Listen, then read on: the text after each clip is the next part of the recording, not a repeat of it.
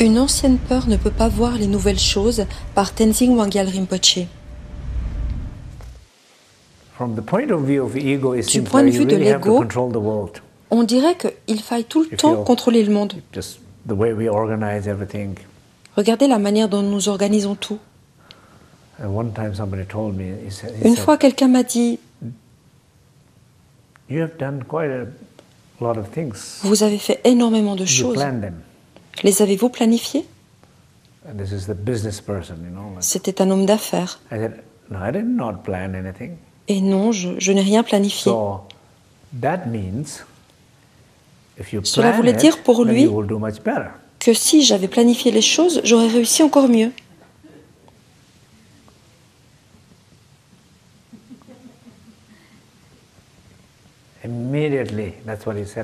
C'est ce qu'il m'a dit immédiatement. Et sur le moment, je me suis vraiment demandé ce qu'il me disait.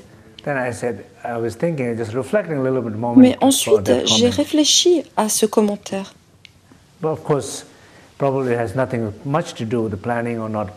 Et certainement que ceci n'a pas grand-chose à voir avec le fait de planifier ou pas, mais surtout avec le fait d'être ouvert. C'est ce que j'ai réalisé clairement. Mais cela n'a rien à voir avec le fait de planifier. Et bien sûr, cela dépend de votre manière de planifier et qui planifie. Mais la plupart du temps, c'est la peur qui planifie. La peur planifie. Parce que la peur a peur de ce qui va arriver. Et c'est pourquoi nous avons besoin de planifier. La peur suppose que quelque chose va mal se passer. Et même dans le processus, la peur crée des choses négatives.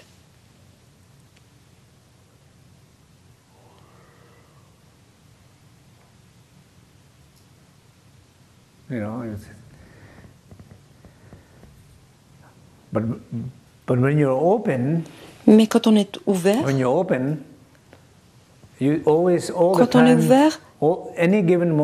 à chaque moment, on voit ce qui est vraiment là, plutôt que ce qu'on pense devoir être là, ou ce qu'on pense devoir arriver. Vous voyez bien que les choses changent à tout moment. Les situations se modifient sans arrêt. Si vous regardez la situation de ce moment particulier, vous verrez plus, car une ancienne peur ne peut pas voir de nouvelles choses. On a besoin de nouveaux yeux pour voir les nouvelles choses.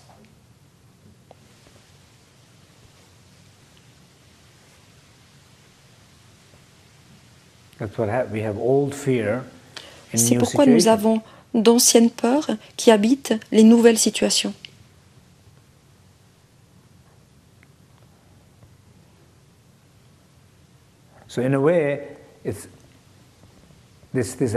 D'une certaine manière, il y a cette idée que si l'ego ne contrôlait pas tant les choses, tout irait mieux. Quand on fait confiance à la vie, tout va bien. Et je sais que cela est difficile à comprendre ou à réaliser pleinement.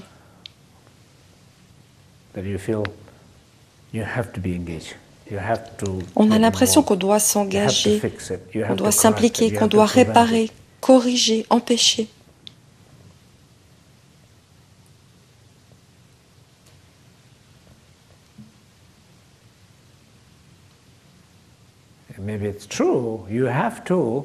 Et peut-être est-ce vrai. Vous devez le faire, mais qui est ce vous? L'ego a l'impression qu'il doit le faire, alors que la conscience sait que tout ira bien.